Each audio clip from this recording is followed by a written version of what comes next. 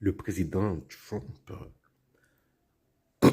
a dit après son algarade avec, bon, c'était pas une altercation parce que bon, il y avait pas eu de, de menaces ou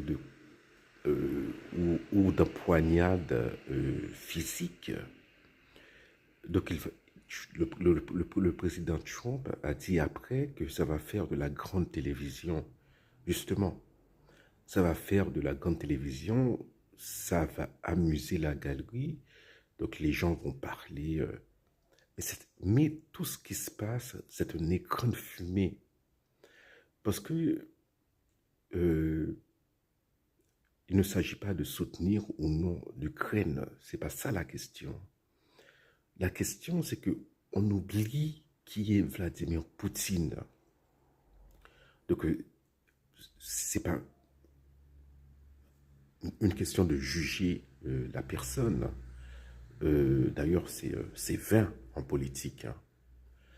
Mais on oublie que c'est quelqu'un qui a grandi et qui a fait une grande partie de sa vie d'adulte dans l'URSS, une superpuissance.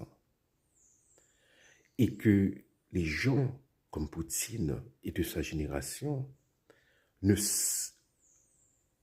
s'en est jamais remis de la défaite, de l'effondrement de l'URSS.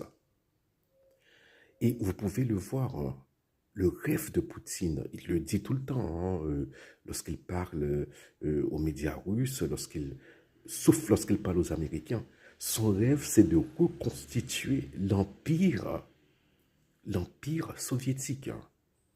Pas sous forme communiste, hein, bon, il ne va pas instaurer le communisme, mais les Russes ont toujours cette sensation que, voilà, qu'ils sont, que les Européens et les Américains les sous-estiment.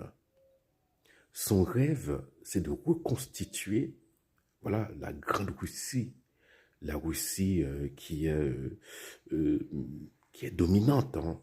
Donc la Russie qui avait contrôlé, voilà, qui avait contrôler tous les États qui constituent maintenant les États baltes, la Yougoslavie, la Pologne, tous ces États satellites. Le rêve de Poutine, c'est de revoir cette grande Russie, cette Russie dominante, cette superpower.